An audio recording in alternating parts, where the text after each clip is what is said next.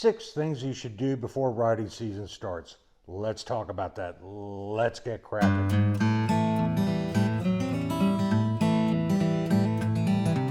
Good moto morning. Welcome to Kraken's Garage. On Kraken's Garage, we inspire, educate, and equip people with motorcycle knowledge. On today's episode, we go over Kraken's 6 top tips for riding safely as the season is getting ready to start in North America, as old man winter has just about left. Number 1, bike service. Let's talk about that.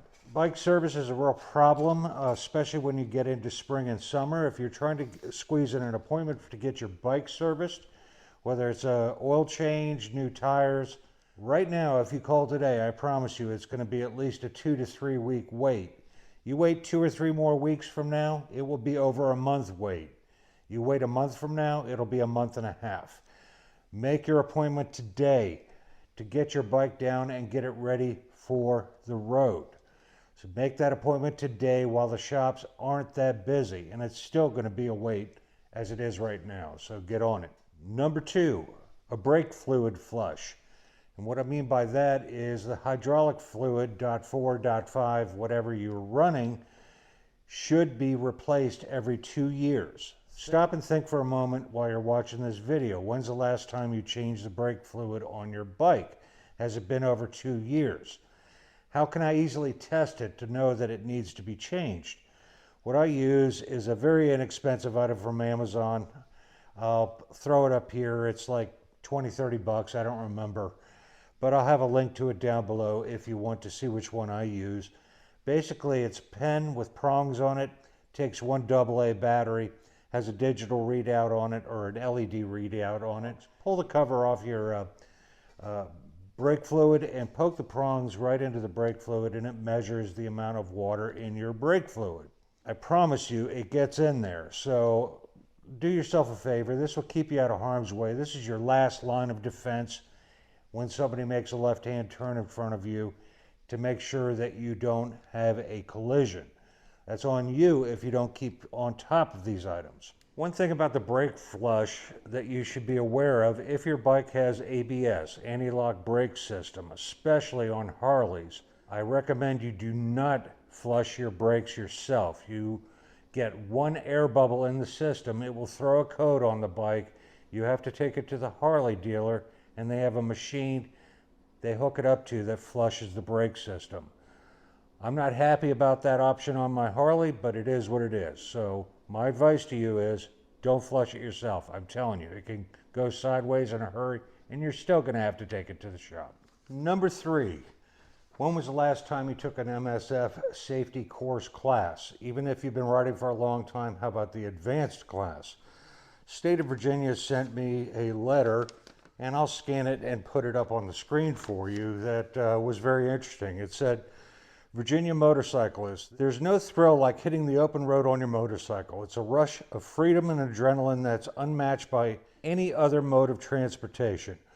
But the great freedom comes at a great responsibility. Enduring your ride home safe and sound, shockingly, 76% of all motorcyclists involved in crashes in Virginia haven't completed a training course. And a staggering 1 in 4 riders in crashes aren't even legally endorsed to ride on Virginia roads. This year, Virginia is on a mission to slash motorcycle crashes by 10%, but we can't do it alone. It's clear from the data that untrained and unendorsed riders are a big part of the problem.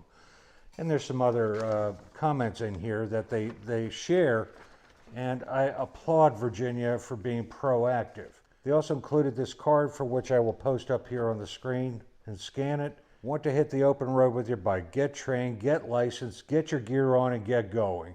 And then they repeat the stats about it down below. They also provide a barcode down below to scan that'll take you right to the site to find out where the classes are in your vicinity. I give Virginia an A+ for being proactive and putting this propaganda out here to help keep people alive. However, I did go on their website and scan that code and take a look at classes in my area, and there's almost none within a 250-mile radius. They are already booked solid. What one was available for advanced rider course was about 150 miles away, and it was booked out until July. This is something you really need to pull some lead time on if you want to just take a refresher course. Now, why would I ask you to take a refresher course? Try to look at it this way. As long as you've been riding and for as many years as you've been riding, if you learned one thing that saves your life or your passenger's life, was it worth the fee of admission and your time for a day or two in the class to stop that misery from happening in your life? Think about that. Number 4, change out your face shields on your helmet. Whether you ride a half helmet that has the full face shield or just the sun visor that slips down, or you have a full face helmet and you wear a full shield, replace it. Why I say that, I've been doing this a long time, and as you get smashed with bugs and slag and debris going down the road, you wipe it off going down the road, especially when it's raining, and over time, yes, even as little as 1 year, your face shield gets scratched. It's not really noticeable on a bright sunshiny day, but low light conditions, headlights are on and it's raining, and those headlights coming towards you create an aberration of all those very fine webbing scratches that are on your face shield and prohibit your vision. I'm telling you, this is money well spent. This is the only thing you have to see to view all 360 degrees around you, and you have to have clear vision. Spend the money and replace your face shield. Number 5, is your inspection for your state or country up to date on your motorcycle? In Virginia, we get one of these and it's bolted onto the bike, or they slap this sticker on your forks or somewhere on your bike, but it has to be on the front end of the bike. And it must be updated every year. It is the law. It is the law, at least in my state of Virginia, you must have an updated inspection. If you have an accident with your bike and you don't have a proper inspection on that bike, you are putting yourself liable for that incident. You didn't properly maintain your bike. Part of that liability shifts over to you because was the bike proper and roadworthy by the state's standards? Every state is different. Some states in the United States don't require an inspection. So check your local laws, make sure it's up to date. If you're taking your bike in the shop for that oil change or tire change or whatever, brake flush, whatever you need, make sure you have your inspection updated and everything's up to snuff. And my last tip, is your battery up to snuff? Yes, you may have kept it on a trickle charger over winter time, and this kills me on many levels. I see many of my friends that ride a big V twin. They start their bike and they're like, I need some fresh gas. And they hop on it and ride 3 or 4 miles down to the gas station, stop their bike, fill it up, and they go to start it and the battery is overwhelmed.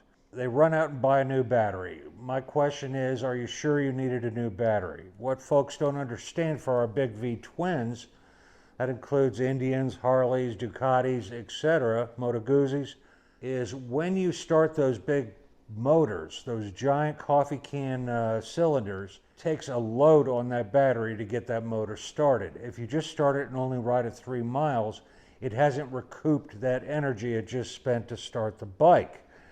So my advice to you is, for your first ride, top it off with gas with a gas can in the garage first, and then go ride it for a little while before you stop the bike. It takes, on average, last I knew, about 20 miles of riding to get your battery back to where it was when you first hit that starter button. So give that some thought. What I use to test my battery is something called a MOTOPOWER MP0514A. It's your typical Amazon special, $10, $15 item. Takes a AA battery, and you could check any battery and it gives you a digital readout of the voltage on the bike and an LED kind of gas meter that tells you your battery is good or it's questionable or you need to replace it. And that's doing a deep dive on the cells to see if the battery is up to snuff for longer term usage. It is a cheap device to throw in your toolbox. It should live right next to your tire pressure gauge, and you should occasionally check it from time to time. So that's going to sum up Kraken's top 6 items to get you ready for spring riding. Yes, you should do all the normal things, seat clock and all of that, check your tires, your cables, your tread depth, your oil, etc., etc., etc.